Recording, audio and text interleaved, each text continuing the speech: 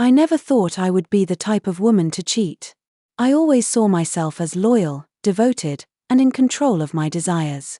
But life has a cruel way of exposing the cracks we ignore. My marriage wasn't necessarily unhappy, but it had grown stale, predictable, routine, devoid of passion. My husband, Daniel, was a good man, but his affection had waned over the years. I often felt invisible, like a fixture in our home rather than a woman desired. Then, there was Alex. The pool guy. Alex was everything Daniel wasn't. Strong, rugged, confident. He had a quiet intensity about him that pulled people in, and I was no exception. Every week, I watched him from the kitchen window as he worked under the sun, sweat glistening on his muscular frame. I hated myself for noticing, for feeling a rush of heat every time he smiled at me. At first, it was innocent. A lingering glance. A casual conversation about the weather. Then, small moments of connection, our hands grazing when I handed him a glass of water, his compliments about my garden that made my heart race. I told myself it was harmless. But deep down, I knew I was playing with fire. One evening, after Daniel left for a work trip, I decided to take a swim. Alex was finishing up, coiling the hose, his shirt draped over a chair. "You work too hard," I joked, sliding into the cool water. He laughed, his eyes lingering a little longer than usual. "And you don't let yourself have enough fun," he replied. Maybe it was the way he said it, or maybe it was the months of neglect, but something inside me shifted. I swam closer to the edge, resting my arms on the pool's ledge. He crouched down, our faces mere inches apart. "You ever get tired of being good?" he asked, his voice low and dangerous. My breath hitched. I should have laughed it off, walked away. But I didn't. Instead, I let my fingers graze his arm, feeling the solid muscle beneath his sun-kissed skin. His eyes darkened, and before I could think, before I could remind myself of vows and consequences, he leaned in. His lips crashed against mine, and I melted. There was no hesitation, no slow build-up, just raw, unfiltered passion. He lifted me out of the water with an ease that made me shiver. My wet skin pressed against his bare chest as he carried me to the lounge chair. Every touch, every kiss, sent a thrill down my spine. It had been so long since I felt desired like this. I should have stopped. I should have resisted. But I didn't. When it was over, the weight of what I had done hit me like a tidal wave. I lay there, tangled in sheets and shame, while Alex traced patterns on my back. "You okay?" he asked. No, I wasn't. I had crossed a line I could never uncross. The next morning, he left without a word, and I was left with the reality of my choices. My husband returned that evening, kissing me as if nothing had changed. But everything had. Guilt gnawed at me, yet so did the memory of Alex's touch. I wanted to pretend it never happened, to shove it into the deepest corners of my mind. But some secrets refused to stay buried. And now, every time I look at the pool, I see more than just water. I see my moment of weakness. And I wonder, will it be my last? For years, I had been in a marriage that was mostly comfortable, yet emotionally barren. When Daniel and I first got together, our love felt vibrant and alive, with endless conversations, shared dreams, and a tangible connection. But over time, the distance between us grew. It wasn't an overnight shift, but rather a slow erosion of the intimacy we once shared. Daniel became more absorbed in his work, and I became more absorbed in maintaining the household and taking care of our lives. There was no drama, no fight or argument that caused the disconnect, just the dullness of everyday life that crept in like an unnoticed fog. The signs were subtle at first. We no longer laughed together like we used to, and the little gestures of affection, those sweet, spontaneous touches and words, disappeared. We both got so busy, so entrenched in our routines, that I stopped feeling like his partner and started feeling more like a roommate. The physical aspect of our relationship, too, started to wither. There was no passion left, no fire. Intimacy had become a chore, a scheduled event rather than a spontaneous act of love. Daniel seemed distant, emotionally unavailable, and the more I tried to reach out, the more I felt like I was pushing against a wall. In these moments of emotional neglect, something inside me began to shift. I told myself I was being ridiculous, that every relationship went through ups and downs, that marriage required effort and patience. But it was hard to ignore the ache in my chest, the growing loneliness I felt when I looked at Daniel, who seemed preoccupied with everything except me. There were nights when I would lie awake in bed, staring at the ceiling, questioning whether he still saw me as the woman he once adored, or if I had simply become another obligation. My insecurities festered, feeding a vulnerability I wasn't prepared to face. I knew that I should talk to him about it, open up about how I was feeling. But the truth was, I wasn't sure I knew how anymore. It had been so long since we'd had a real conversation about our emotions, about the state of our marriage. And whenever I tried to broach the topic, I sensed his discomfort, his inability to process anything beyond the surface level. I wasn't angry with him, I just felt unseen, unheard, and, most painfully, unloved. And in my vulnerability, I began to crave anything that could fill the void I was feeling inside. I began noticing the small things, the gestures of attention from others, even if they were completely innocent. A smile from a stranger, a compliment from a colleague, anything that made me feel visible again. I wasn't looking for love, I was looking for validation. I was desperate for the kind of attention that would remind me that I was still desirable, still worth noticing.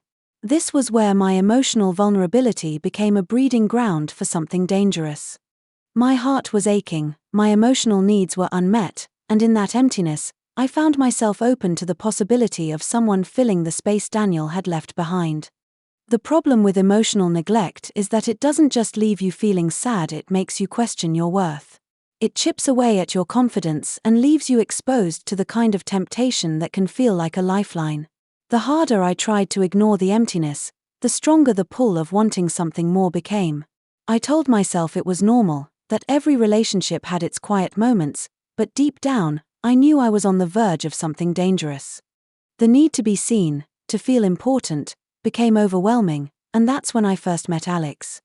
He wasn't anything extraordinary. He didn't have the kind of charm that usually drew people in.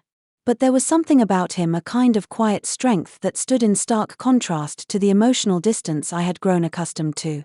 And in that moment, I realized how deeply I had been starving for someone to notice me, to make me feel like I mattered.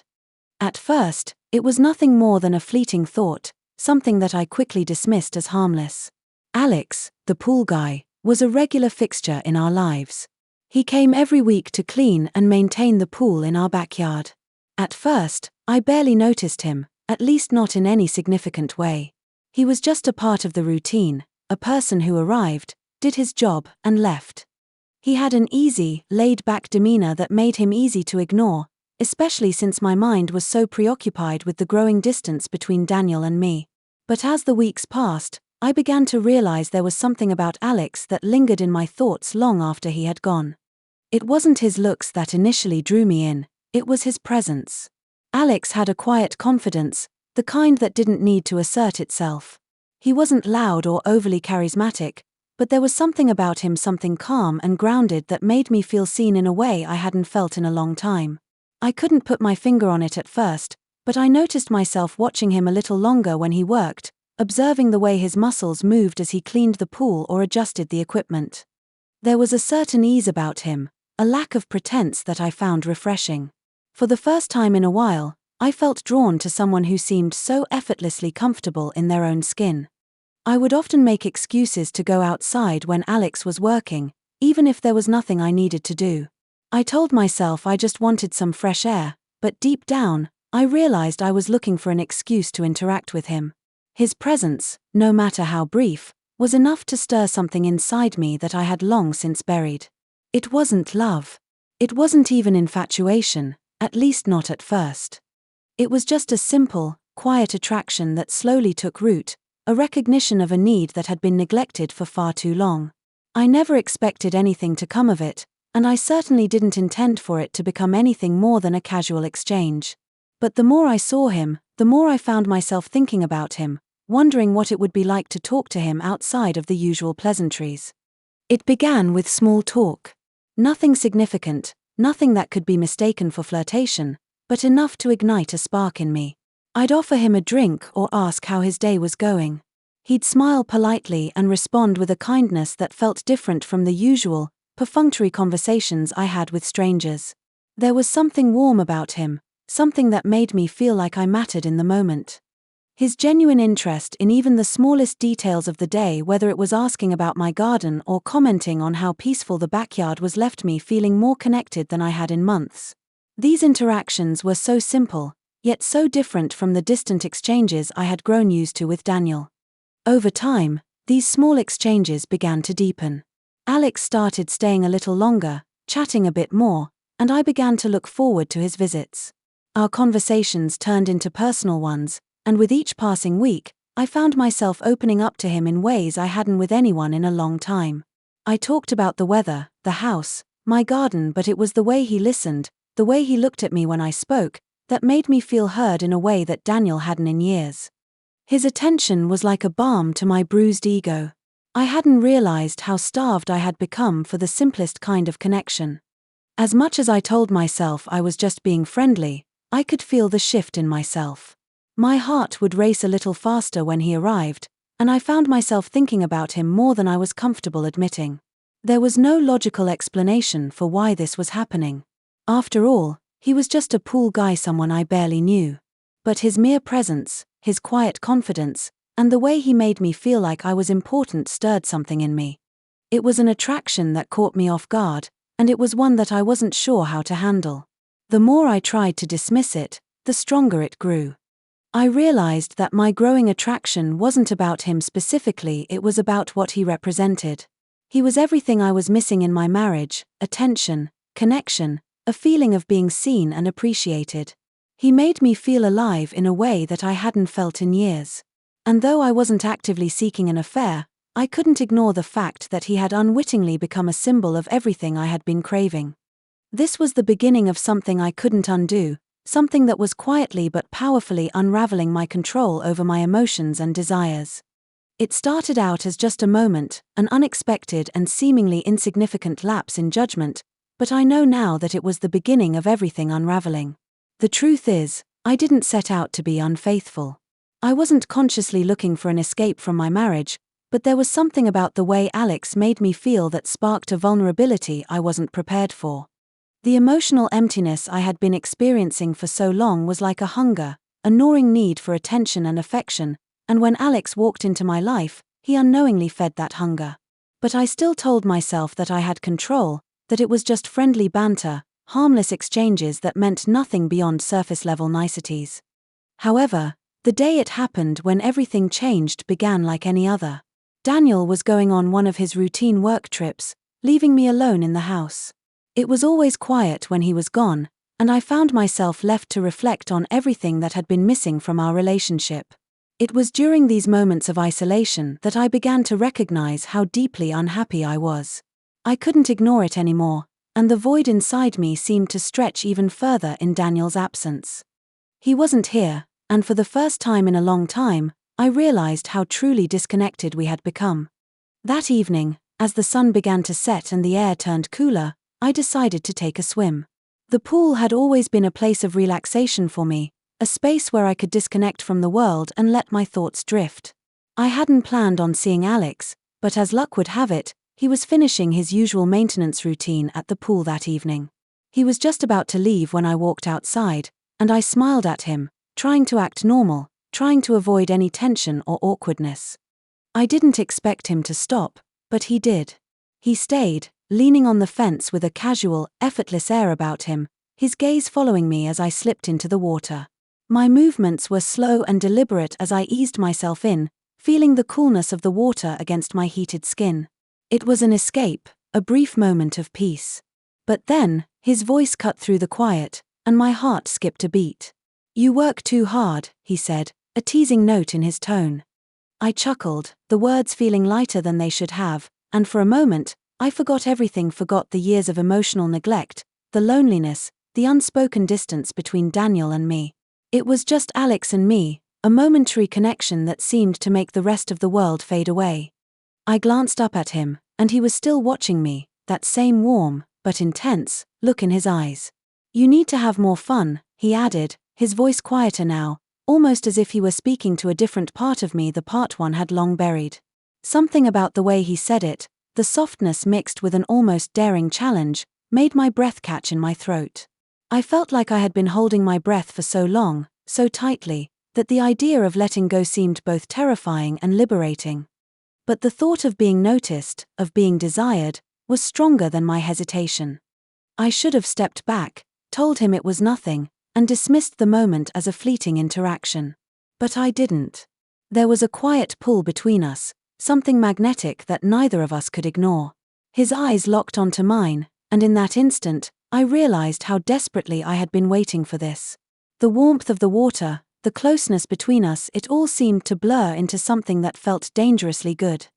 Without thinking, I swam toward him, my heart racing. There was no grand declaration, no long build-up of passion. It was instinct, pure and simple. I reached out, my fingers brushing against his arm as I climbed out of the pool. The touch sent a shock through me, a realization that I was no longer in control of this moment. He didn't pull away, instead, he moved closer, his presence overwhelming, and before I could even process what was happening, his lips were on mine. I could have stopped. I could have pulled away, reminded myself of my vows, of the consequences. But the guilt and the desire collided in my chest, and for a moment, it was all-consuming. I was overwhelmed by the heat between us, the rawness of the kiss, the way his hands held me with such strength, yet tenderness. I felt as if I were falling into something deep, something I couldn't escape.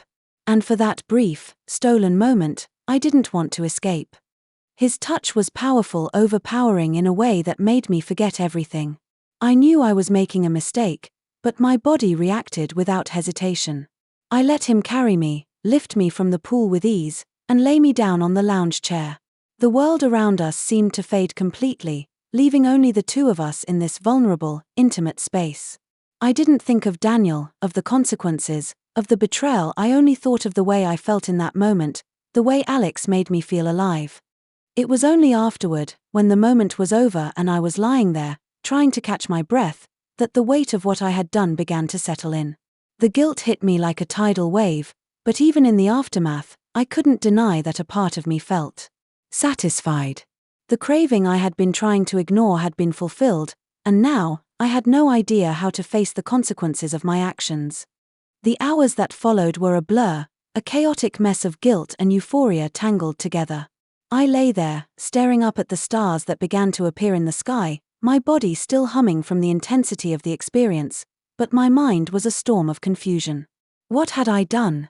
How had I allowed myself to lose control like that? The logical part of me screamed that it had been a mistake, a huge, unforgivable mistake. But the emotional part of me, the part that had felt invisible and neglected for so long, was strangely quiet, as though it didn't care about the consequences, as though it was finally satisfied with the attention it had been craving. The next morning, everything seemed so much heavier. When I woke up, I was alone. Alex had left early, without saying a word, and I found myself staring at the empty space beside me, as though I were waiting for something to happen. But nothing did. I sat up in bed, trying to gather my thoughts, to make sense of what had happened. I could still feel the imprint of Alex's touch on my skin, and the memories of what we had shared, the way his lips felt on mine, the rawness of the connection were etched into my mind. But even as I thought about those moments, the reality of what I had done began to settle in. I had betrayed Daniel, and the weight of that betrayal felt unbearable. Daniel would be back later that evening, and the thought of facing him made my stomach twist into knots. How could I look at him, kiss him, pretend like everything was normal when I had crossed a line that I couldn't undo? I couldn't imagine confessing what had happened, and yet, I knew that the longer I kept it a secret, the more it would eat away at me. The guilt gnawed at me, but there was something else, something I hadn't expected: shame. It was a suffocating, paralyzing feeling, one that clung to me like a second skin, making me question who I had become. I wasn't the person who cheated. I wasn't the person who betrayed the trust of someone who had shared their life with me. Yet, here I was, unable to escape the reality of what I had done. As I went through my day, I found myself in a haze, barely able to focus on anything. Every conversation, every moment of routine felt like it was happening in slow motion. I kept thinking about Daniel's return and how I would face him. What would I say? How could I explain what had happened? How could I possibly justify my actions? The rational part of my mind knew there was no justification, there was no excuse for cheating, no reason that could make it okay. But the emotional side of me, the side that had been starved for affection, seemed to dismiss those questions as unimportant. It had been a fleeting, overwhelming moment of weakness, and in that moment, I had felt more alive than I had in years. But now, the weight of that choice was unbearable. The memory of Alex lingered in my thoughts, refusing to fade.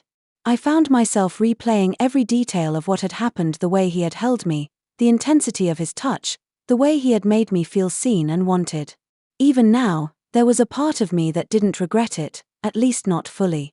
I had tasted something forbidden, something that had been missing from my life for so long. But the cost of that taste was so much higher than I had imagined.